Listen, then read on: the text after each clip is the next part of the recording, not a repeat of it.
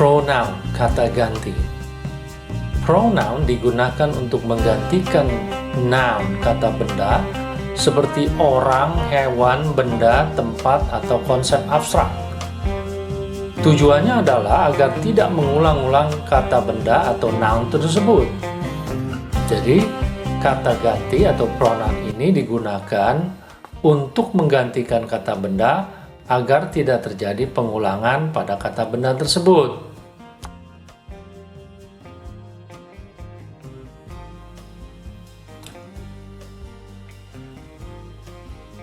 Contohnya adalah, Dustin was very tired because Mr. Lim asked Dustin to do some extra work.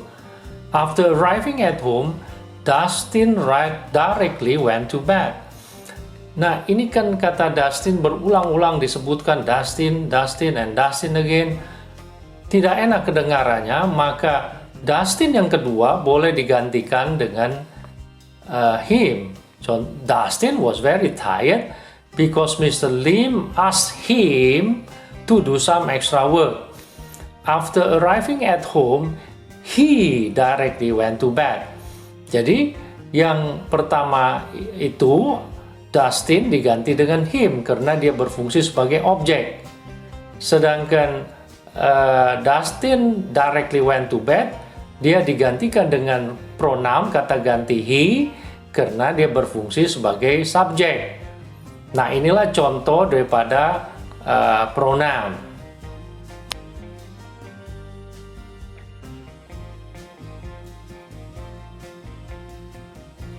Jenis-jenis pronoun. Jadi ada subject pronoun satu, I, you, we, they, he, she, it. Ini subject pronoun. Yang kedua adalah object pronoun. Me, I menjadi me, you, we menjadi us, they menjadi them, he menjadi him, she menjadi her, it juga tetap it. Ini object pronoun. Yang ketiga adalah possessive adjective, yaitu my, your, our, their, his, her, each.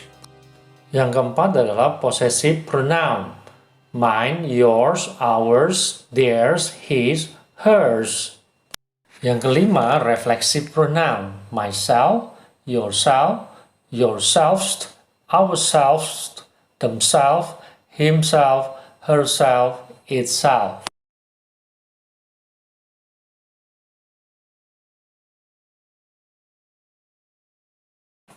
Contoh daripada reflexive pronoun. Jessica looked at herself in the mirror. Nah, ini artinya Jessica melihat dirinya di kaca. Artinya dia antara objeknya dirinya dengan Jessica adalah orang yang sama gitu loh. Ya. Contoh kedua adalah I am teaching myself to play the guitar. Di sini artinya saya mengajarkan diri saya sendiri bermain gitar. Jadi ini kembali lagi antara subjek I dengan objek myself adalah sama orangnya, yaitu saya sendiri yang mengajarkan diri saya bermain gitar. Nah, artinya ini inilah penggunaan daripada reflexive pronoun.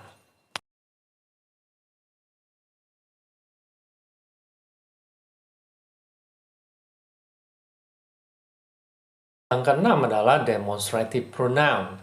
This, that, these, those. Seperti this is my book. Ini adalah kata ganti menunjukkan sesuatu. Yang ketujuh adalah relative pronoun, yaitu kata ganti penghubung. Seperti who, whom, with, whose, that. Ini yang biasa digunakan di dalam complex sentence adjective clause. Contohnya adalah the girl who is sitting over there is my classmate. Who di sini berfungsi sebagai relative pronoun, yaitu kata ganti penghubung. Karena the girl adalah orang, maka gunakan who. Yang kedua adalah the mobile phone which I bought is very expensive. Which I bought adalah anak kalimatnya menggunakan which karena the mobile phone adalah benda. Jadi benda menggunakan which. Sedangkan who adalah orang menggunakan who gitu ya. Inilah yang dinamakan relative pronoun.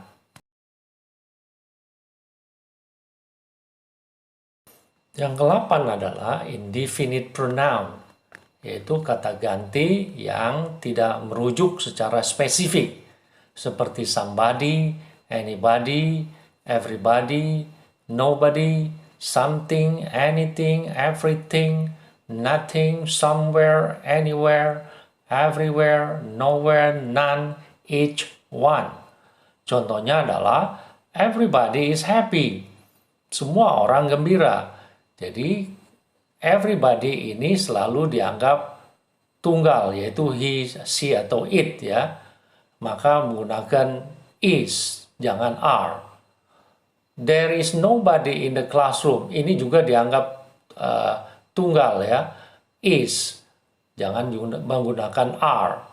Kalau menggunakan no anybody, maka there is not anybody in the classroom. Nah, inilah contoh daripada indefinite pronoun, yaitu kata ganti yang merujuk sesuatu atau orang tidak secara spesifik. Yang ke-9 adalah reciprocal pronoun, seperti each other and one another. Contohnya adalah we got married because we love each other. Kami menikah karena kami mencintai satu sama lain. Di sini ada dua orang yang melakukan kegiatan hal yang sama, maka menggunakan each other. Sedangkan kalau lebih dari dua orang melakukan suatu kegiatan yang sama, menggunakan one another. Seperti the student congratulated one another on graduation day. Nah, murid ini kan lebih dari dua, menggunakan one another.